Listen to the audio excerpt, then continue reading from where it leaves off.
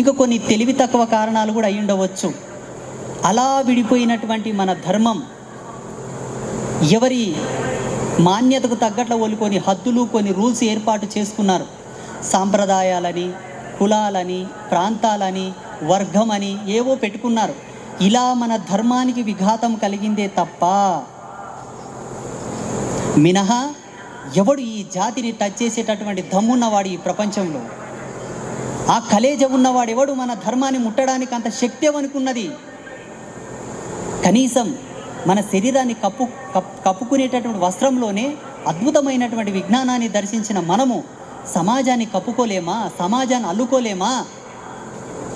ఒక స్త్రీ తన కురులను 3 పాయలుగా తీసి అల్లి ఒక విజ్ఞానాన్ని చూపించింది సమాజానికంటే, సమాజంలోని ఈ జాతులను, ఈ కులాలను, ఈ ప్రాంతాలను కలుపుకపోలేమా? మనము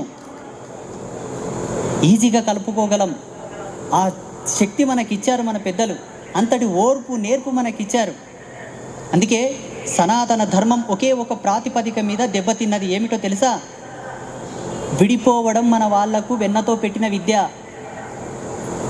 అవేం పెద్ద పెద్ద కారణాలు కావు. ఒక రాజ్యం వశమవుతుందని విడిపోలేదు, ఏదో పెద్ద ప్రతిష్ట వస్తుందని విడిపోలేదు. చిన్న చిన్న కారణాలతో మన సమాజం ముక్కలైపోయింది. అందుకే ఆ ముక్కలైపోయినటువంటి సమాజాన్ని మళ్ళీ అతికించే పనిలో పడ్డాం మాలాంటి సాధువులు, అటువంటి పెద్దలు, మీలాంటి వీరులు, సంఘ సంస్కర్తలు, సనాతన ధర్మవీరులందరూ. ఇదొక్కటే గనక మనం సర్దుకుంటే, ఇదొక్కటే గనక మనం సరిచేసుకుంటే మన ధర్మం పునః సత్యయుగం వచ్చేంత వరకు చల్లగా మన పిల్లలు, మన వంశవృక్షం, మన వంశావళి అంతా కూడా నష్టన బొట్టు పెట్టుకొని మహాలక్ష్మి వలె కలకలలాడుతున్నటువంటి సమాజం సుస్థిరంగా నిలబడిపోతుంది. లేకపోతే ఏమవుతుంది? కొన్ని ధర్మాలలో ఉండేటటువంటి కల్చరే మన జీవితాల లోపలికి వస్తుంది. ఎవరు ముత్తైదువో, ఎవరు విధవరాలో గుర్తుపట్టలేని పరిస్థితి వస్తుంది. అటువంటి పరిస్థితి మనకు రాకుండా ఉండాలంటే ధర్మంలో సంఘటితం అవసరం, ఐక్యమత్యం అవసరం. అలా ఐక్యమత్యంగా ఉండాలని ఈ వేదిక మూలకంగా మీకు అందరికీ చెబుతూ ఉంటారని కూడా నేను కోరుకుంటున్నాను. ఉండాలంటే మనం ఏం చేయాలని కనుక మీరు సందేహంగా పడితే 2 చేయండి. రాజకీయం అనే కుతంత్రంలో పడవద్దు దయచేసి. కులం అనే ఉచ్చులో పడవద్దు దయచేసి. ఆ కులం ఎవరికి కూడు తెచ్చి పెట్టింది, ఎవరిని బాగు చేసింది, ఎవరి ప్రతిష్టకు తగ్గట్ల వాడు పెట్టుకున్నాడు. అదొక ఆరోగ్యకరమైనటువంటి ప్లాట్ఫామ్. వండుకోకో, మనకు అనవసరం. మనకు కావాల్సింది ధర్మం. పోనీ ఒకసారి మనసుని ప్రశ్నించుకోండి.